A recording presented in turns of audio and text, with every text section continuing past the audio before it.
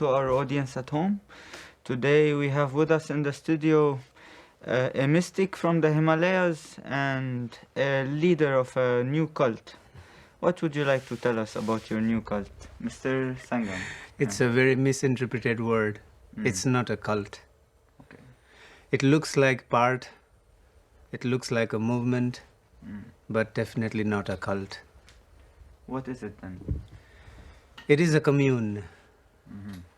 A commune where you understand your being, you understand someone else's being also, just like your own being.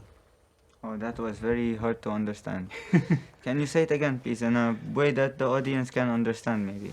So, according to Jungian psychology, if you dive deep into your own life, you start finding things that you went unfulfilled.